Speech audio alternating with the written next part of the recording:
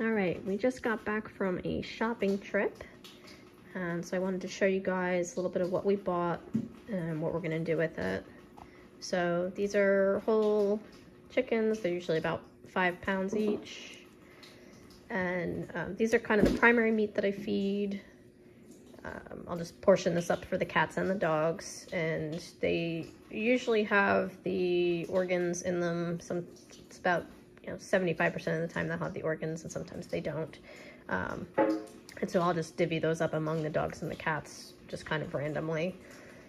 And usually what I do is I'll portion this out. I will split it down the middle and then take off the legs and then take off the wings and then cut the breast into about 3 or 4 pieces, cut the back into about 3 or 4 pieces, and then separate the drumstick from the thigh.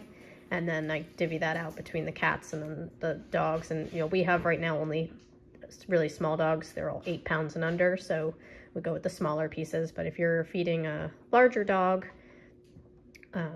you might do half a chicken for a really large dog, or you might quarter the chicken and have 4 meals out of it. So just based on whatever size dog you're feeding. And then these are kind of the little additions that we get. So chicken gizzards, we got some chicken hearts and chicken necks. And this particular brand, I really like this brand. They're probably one of the higher quality brands as far as the meat is concerned. So if you have these, it clearly says no added salt. And I've found these in a lot of different places in the US. I know, like, if you're overseas, you're not gonna probably find this brand, but in the US, I've seen this in New Jersey and out in Las Vegas and here in Texas, and on our travels, I've seen the same brand at Acme and Kroger and Albertsons, Smith's, and here at the Super One. So if you have any of those grocery stores near you, you may have those available to you. But if not, there's plenty of other brands out there that are perfectly suitable. But these I've had good experience with. They usually are fairly lean, not a lot of fat on them. So what I do with these is as I portion up the chicken, I'll just use the big gallon Ziploc bags, do a bunch of portioned up chicken, and then I'll throw a handful of each of these into the bag, and then I just kind of mix and match and grab, and I'll fill a bowl up to whatever weight we're feeding, and then get that portioned out. And then, we also have over here some fresh beef hearts, and these, what I'll do is I'll cut them up into cubes about 1.5 to 2 inches big. I want whatever I cut up to be too big for my dog to swallow. So if you have a larger dog, you might want to go 3 or 4 inches long, big strips, something that they have to chew. You don't want it small enough that they could potentially just swallow it down and choke on it. So whenever we're cutting something up, go with something larger than what they would be able to swallow. And I'll cube these up, and I'll just throw like 1 cube in the bowl with whatever else I'm feeding. So, maybe it'll be like a drumstick and a piece of breast, and then a little piece of beef, and then maybe one of each of these.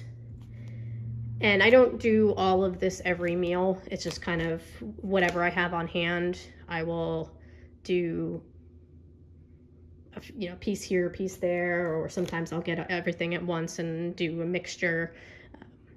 And then sometimes I'll just do chicken alone, nothing else added. And then these are beef neck bones. They are recreational bone.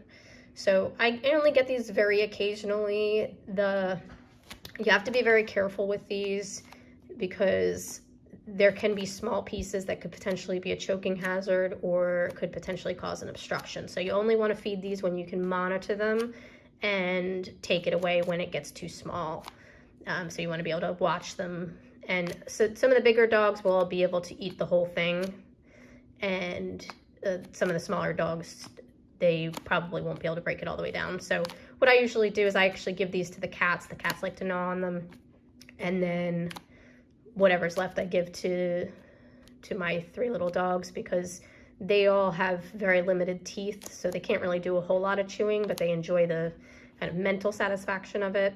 So I'll let them kind of chew on it for a little while, and then I rinse them and then give them off to my dad's dogs, which are much bigger, and they finish them off for the little guys. So it's like a nice little entertainment for everybody, and then everybody gets to enjoy them. So, but these, just, you want to use caution because they are a sawed bone. So anytime the bone has been sawed mechanically, we want to use caution, just because there could be pieces in there that are small enough for them to just swallow whole. So that's kind of a general idea of what we do. And just let me know if you have any questions.